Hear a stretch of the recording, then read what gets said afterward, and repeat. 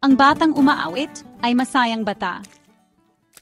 Simpleng linya, pero malalim ang kahulugan. Kapag daw ang isang bata ay kumakanta, kahit pagawa-gawang kanta lang yan, isang nursery rhyme o simpleng paghumlang, may ibig sabihin yon. Senyales ito. Senyales na siya ay payapa, malaya, at ramdam niya ang pagmamahal sa paligid niya. Ang bata ay hindi aawit kapag natatakot, malungkot o nabibigatan ang loob. Umaawit sila kapag magaan ang puso, kapag ang pakiramdam nila'y ligtas at masaya ang kanilang mundo. Ang kanilang musika, kahit wala sa tono, ay himig ng kapanatagan.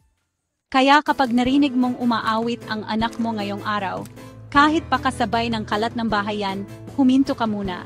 Makinig ka. Dahil sa likod ng munting awit na yan, may kwento ng tiwala, pagmamahal, at tahimik na kasiguraduhan na sila ay ayos lang. At kung isang araw ay tumigil ang kanilang pag-awit, huwag balewalain ang katahimikan. Baka may pinagdadaanan.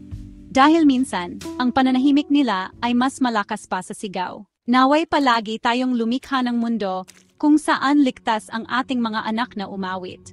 At huwag sana nating kalimutan, ang batang umaawit ay isa sa pinakapurong tanda ng tunay na kasiyahan sa mundong ito. Kung nagustuhan mo ang video na ito, ay follow mo, Nanmen ako.